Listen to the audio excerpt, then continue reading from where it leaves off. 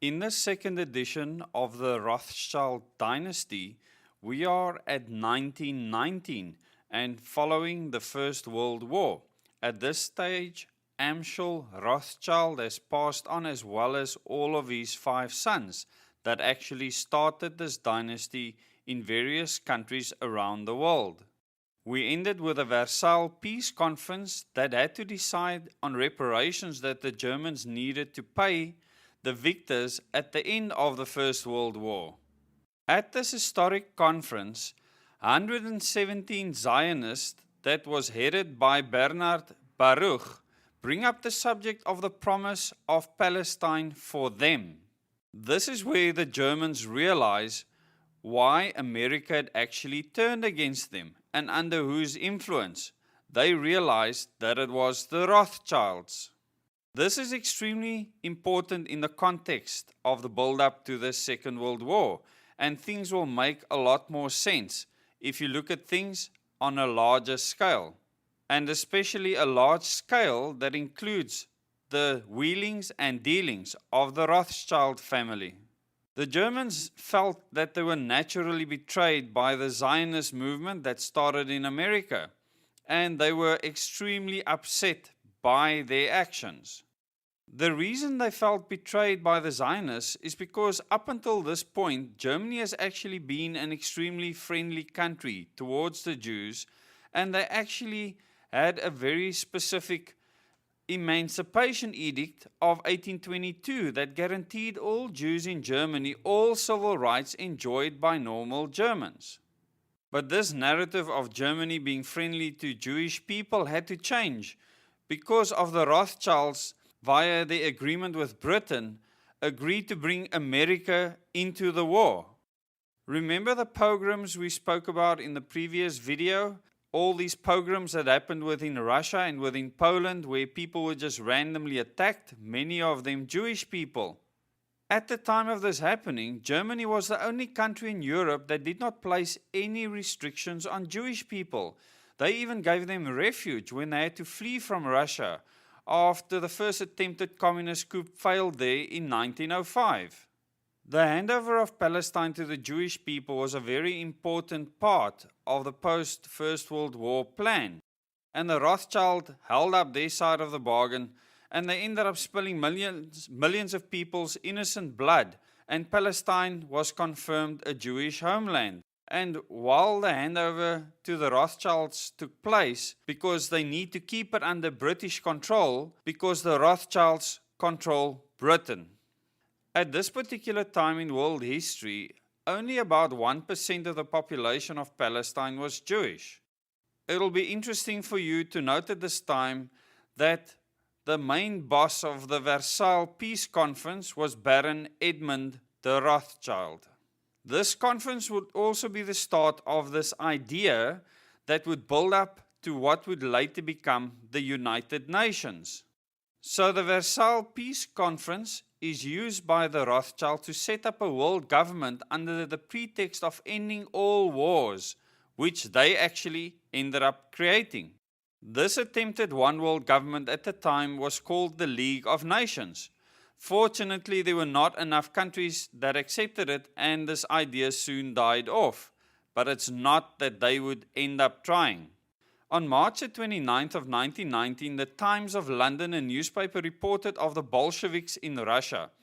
One of the curious features of the Bolshevist movement is the high percentage of non-Russian elements among its leaders.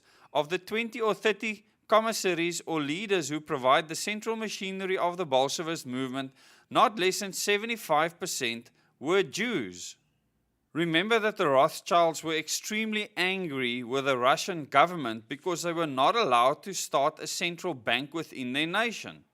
But the Rothschilds always have a plan, as per their long history of plans to subvert and get whatever they want. They gathered groups of Jewish spies and sent them into Russia to drum up a revolution for the benefit of the common man. Does this sound familiar to things that happen in South Africa? Using groups of people coming in, making as if they're trying to save the nation, and then handing over to a Rothschild-controlled government. These Jewish spies were in age-old tradition given Russian names. For example, Trotsky was a member of the first group and his original name was Bronstein. These groups were sent to areas throughout Russia to incite riots and rebellion. The Jewish Post International edition, week ending January 24th of 1999, confirms that Vladimir Lenin was Jewish. Lenin is also on record as having stated, and I quote, "The establishment of a central bank is 90% of communizing a nation." This should also sound very familiar with regards to what our very own government has been up to of late. These Rothschild-funded Bolsheviks would go on in the course of history to slaughter around 60 million Christians and non-Jewish people in Soviet-controlled territory. Remember, at the time, Soviet control was absolutely vast. And in a much forgotten past of history, because of the Rothschild-controlled mainstream media, it is easy to forget the Zionist movement influence and how it affected the rest of the world at the time. Remember in the last video and first edition that the Zionist movement was deliberately formed to achieve many of the Rothschilds' objectives. In the work of the author Alexander Solzhenitsyn in his work Gulag Archipelago, Volume 2, it affirmed that the Zionist Jews created and administered the organized Soviet concentration camp system, in which tens of millions of Christians and non-Jews actually died. On page 79 of this book, he actually goes on to name the main administrators of this greatest killing machine in the history of the world. Not much spoken of today now, is it? They were Aaron Saltz, Yakov Rappaport, Lazar Kogan, Matvey Berman, Kenrik Yogoda, and Naftali Frenkel. All six are Zionist Jews. And in 1970, Solzhenitsyn would be awarded the Nobel Peace Prize for his literature. So this is not just any person writing this. Remember the company that the Rothschilds started, N.M. Rothschild and Sons? They were given a permanent role to fix the world's daily gold price. Now just imagine a family given the right to decide on things such as this. This regularly took place in the City of London offices daily at 11 o'clock in the same room until 2004. Now we finally get to 1920, and this is where it gets even more interesting. Not as if the past history has not been interesting at all. But here we go. Winston Churchill, whose mother was Jenny Jacobson Jerome, was Jewish, meaning under the Ashkenazi Jewish law, he was born of a Jewish mother and therefore was considered Jewish. He actually wrote an article in the Illustrated Sunday Herald, dated February 8th. Remember, this is in 1920. And I quote, "From the days of Illuminati leader Weishaupt to those of Karl Marx to those of Trotsky, this worldwide conspiracy has been steadily growing. And now at last this band of extraordinary personalities from the underworld of the great cities of Europe and America have gripped the Russian people by the hair of their heads and become the undisputed masters of that enormous empire." Close quote. Remember Jacob Schiff? In 1921, under the orders of Jacob Schiff, the Council on Foreign Relations, or the CFR, is founded by Bernard Baruch and Colonel Edward Mandell House. Schiff gave his orders prior to his death in 1920, as he knew an organization in America needed to be set up to select politicians to carry on the Rothschild conspiracy, and the formation of the CFR was actually agreed in a meeting on May 30th, 1919 at the Hotel Majestic in Paris, France. The CFR membership at the start was approximately 1,000 people in the United States. This membership included the heads of virtually every industrial empire in America, all the American-based international bankers, and the heads of all their tax-free foundations. In essence, all those people who would provide the capital, the money required for anyone who wished to run for Congress, the Senate, or the presidency. And if you think about the American political system, this is exactly what is happening to this very day. Don't forget my video on Nkosazana Dlamini Zuma, where I explained how much money was spent to get Cyril Ramaphosa elected, close on R1 billion. In true Rothschild fashion, the first job of the Council of Foreign Relations, or the CFR, was to gain control of the press. This very important task was given to J.D. Rockefeller, or John D. Rockefeller as he was famously known, who set up a number of national news magazines such as Life and Time.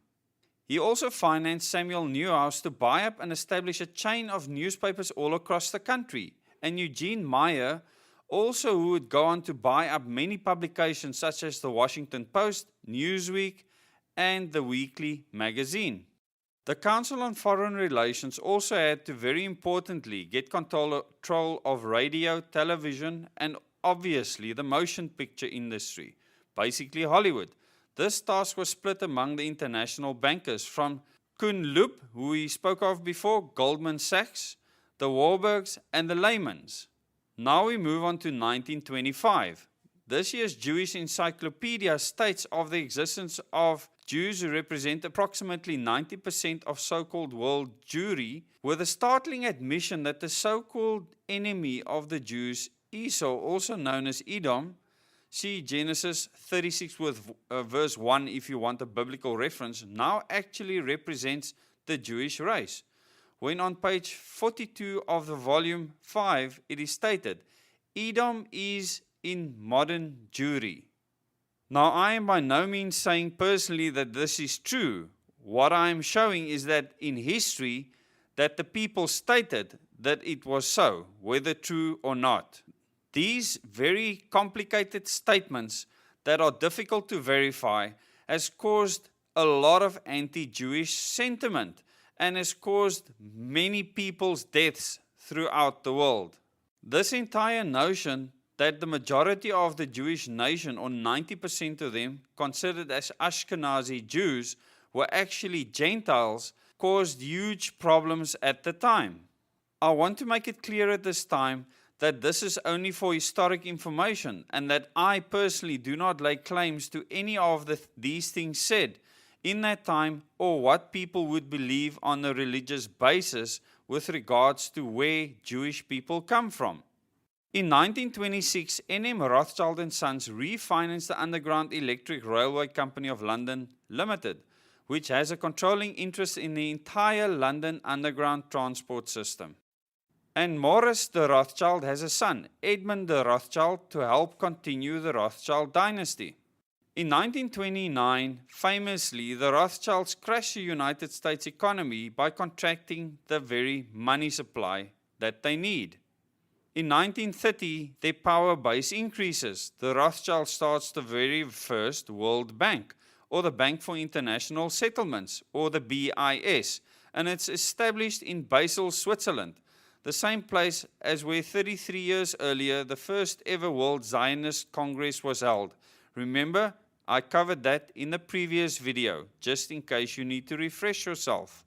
Now we move on to 1933, and on January the 30th, Adolf Hitler becomes the Chancellor of Germany.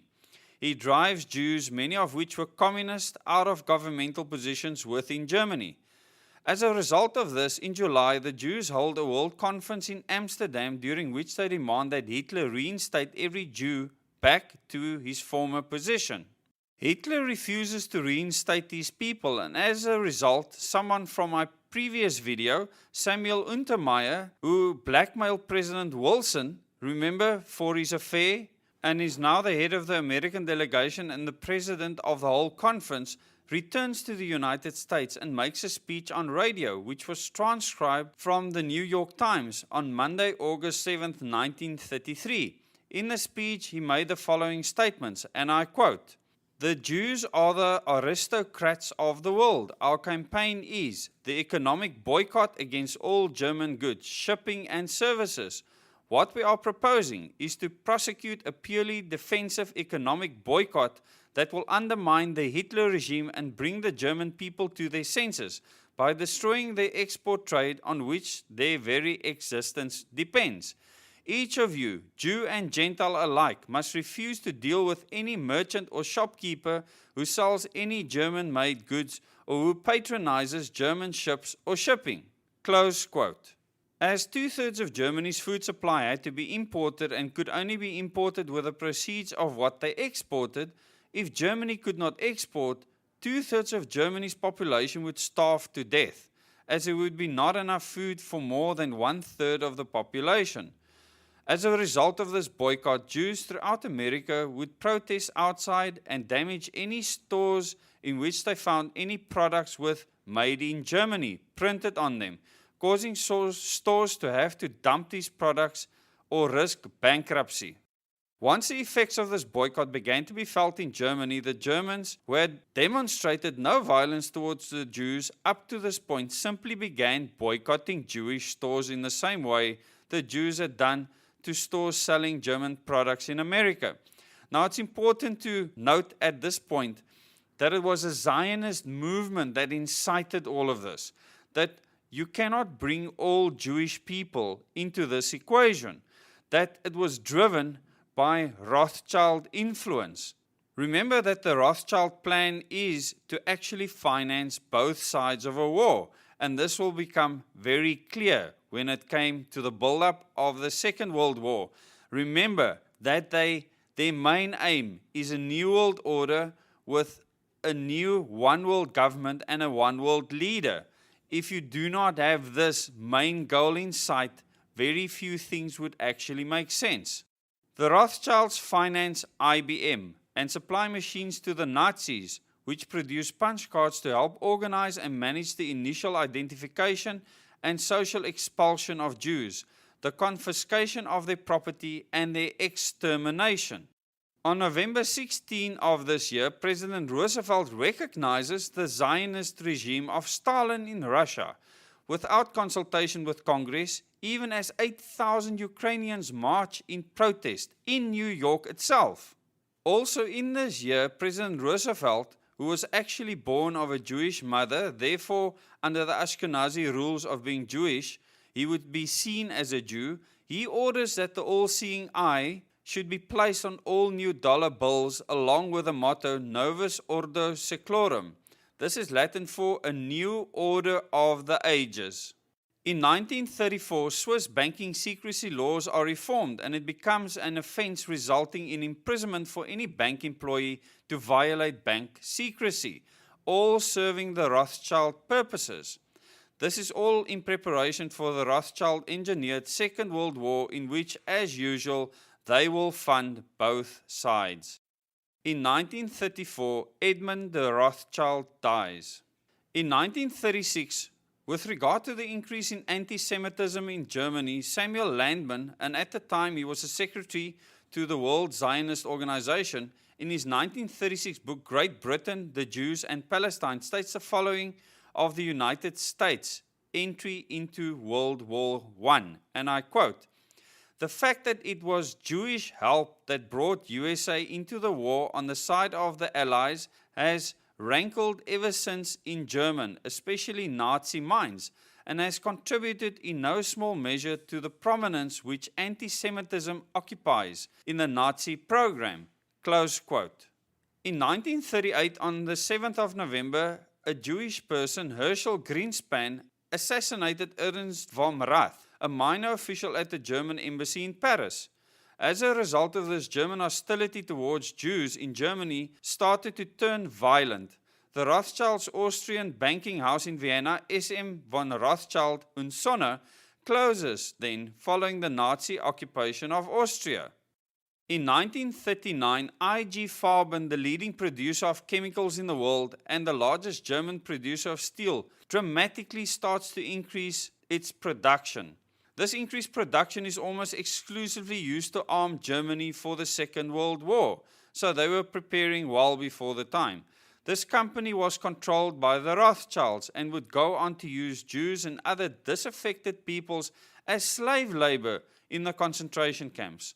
IG Farben also created the lethal Zyklon B gas that was used to exterminate the Jews in the gas chambers.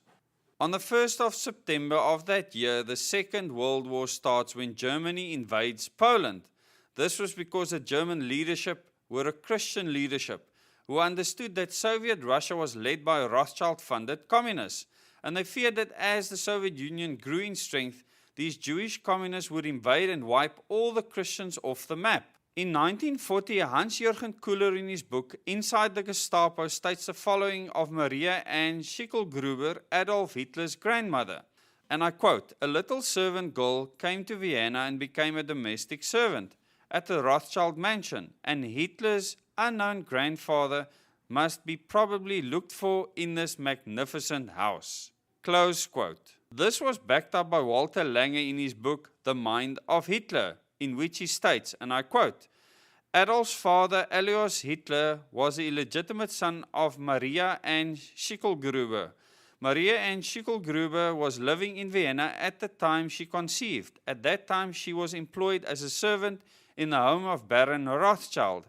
As soon as the family discovered the pregnancy, she was sent back home, where Alois was born." Close quote.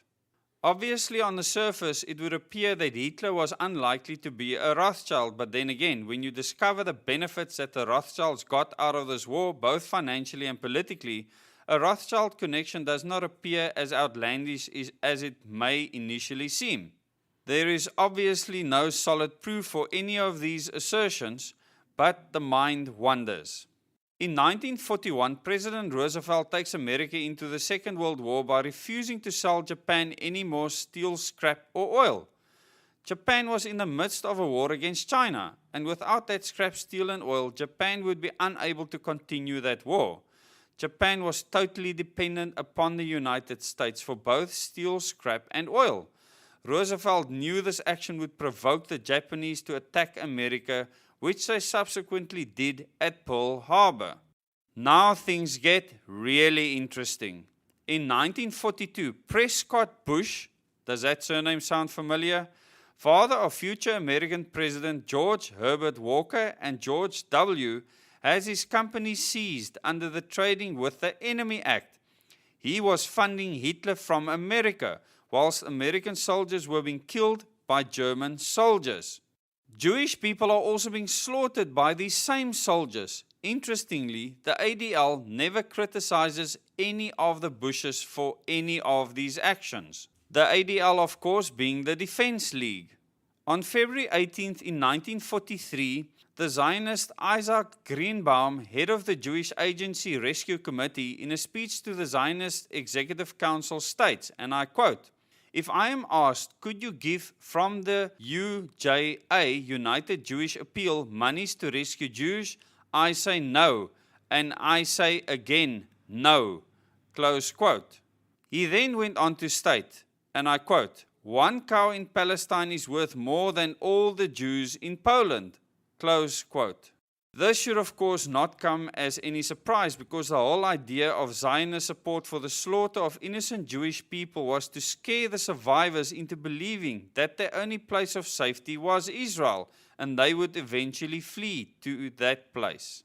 How else do you think that the Zionists could actually ensure that these Jews would leave their beautiful European cities and homes and all the wealth that they've built and the lives that they've been living in order to settle in a desert? In 1944, on 6th of November, Lord Moyne, British minister resident in the Middle East, was assassinated in Cairo by two members of the Jewish terrorist group, the Stern Gang, led by future Prime Minister of Israel, Yitzhak Shamir. He is also responsible for an assassination attempt against Harold McMichael, the High Commissioner of the British Mandate of Palestine, in that same year. Interestingly, he also masterminds another successful assassination this year against the United Nations representative in the Middle East, Count Volker Bernadotte, who, although he had secured the release of 21,000 prisoners from German camps during World War II, was seen by Yitzhak Shamir and his terrorist collaborators as an anti-Zionist. In Bretton Woods, New Hampshire, two further Rothschild World Banks are created. This will sound extremely familiar to you: the International Monetary Fund, or IMF, and the World Bank. In 1945, the Second World War ends, and it's reported that, remember this IG Farben with all these steel plants, that they were specifically not targeted in the bombing raids on Germany. Interestingly, at the end of the war, they were found to have only sustained 15% damage, although they were the places manufacturing everything needed for the Nazi war. The tribunals that were held at the end of the Second World War to investigate Nazi war crimes censored any materials recording Western assistance towards Hitler. Now for the most important part and the end of this section of the Rothschilds. The Rothschilds take a giant step toward their goal of world domination when the Second League of Nations, called the United Nations, was approved in that year. Remember that their first attempt post the First World War to start and form this League of Nations failed. There were not enough nations to actually support the idea. But the Second World War apparently did the job, and the United Nations was formed. We know today that the United Nations is an agency just meant with Rothschild funding to instill all the New World Order ideologies that the entire world will end up living under. And it's no different in South Africa. You will see United Nations and all their secondary organizations' actions within our local councils, within our provincial parliaments, and within national parliament. They have captured many people. They are having many conferences with our elected officials, telling and dictating to them how they should do their job. And I will make many individual videos in future to still highlight how that is done. You can go to the channel on YouTube, Lauren Evantia, where my wife, who has had lots of experience in these meetings, will explain to you in detail in future how we are captured as a country and the solutions towards freeing us from this tyranny.